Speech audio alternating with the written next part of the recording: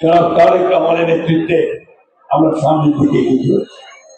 ইনশাআল্লাহ আপনারা সেই সমর্থন অব্যাহত রাখবেন এবং সকলকে আপনারা উদ্বুদ্ধ করবেন নিজের এলাকাকে আপনাদের উপজেলাকে গড়ে তোলার জন্য। একটা মহল চেষ্টা করছে দেশে অস্থিতিশীলতা সৃষ্টি করার জন্য।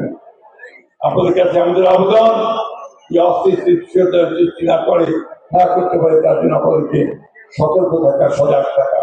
কারণ এই সময়ে যখন আমরা নতুন করে দেশ গঠন করার কাজ শুরু করছি তার আমার নেতৃত্বে, তখন যেন আমরা আবার বিভ্রান্ত না হয়ে যাই। নারী সমাজের প্রতি আমার আবেদন আছে, নারী সমাজ অনেক সংগঠিত, তাদেরকে আরো সংগঠিত হতে হবে এবং তাদের সংগঠিত তাদের ক্ষমতায়নকে নিশ্চিত করতে হবে। সব শেষে আবার রুইয়াবাসীর প্রতি আমি আমার আন্তরিক শ্রদ্ধা, ভালোবাসা, কৃতজ্ঞতা জানাচ্ছি এবং রুইয়া উপজেলাকে নতুন করে গড়ে তোলবার আহ্বান জানিয়ে আমি আমার বক্তব্য শেষ করছি।